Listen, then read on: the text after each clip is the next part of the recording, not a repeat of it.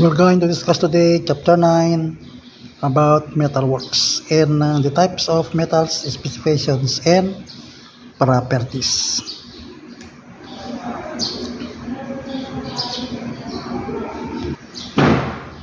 Type of metals: and pure iron, wrought iron, cast iron, white cast iron, malleable cast iron, and gray cast iron. And so also with steel, which is an alloy. Okay, example of non-ferrous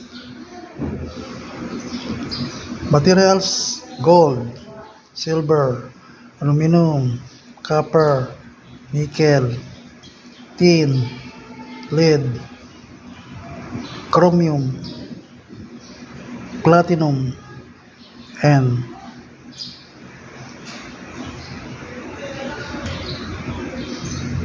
tungsten. Okay,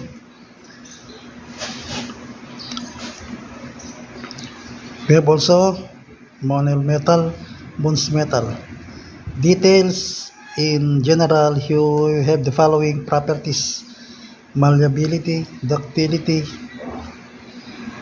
hardness, brittleness, elasticity, fusibility, machinability, and permeability, and luster. Okay, so these are the properties of metal.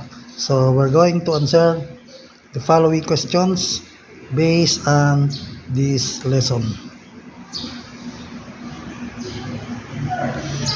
Differentiate ferrous from non-ferrous metals. Describe the properties of metals. Cite examples of metals which have these properties. Mention products and other services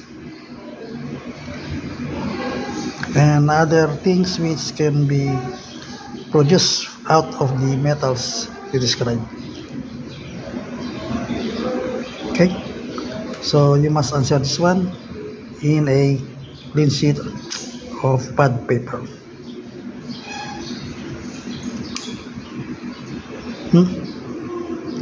Again, study helps. Differentiate ferrous from non-ferrous metals. Describe the properties of metals. Cite examples of metals which have these properties. And 3, mention products and other things that can be produced out of the metals you describe. Okay, so let's have an answer on this. Later on we will answer this one. Okay.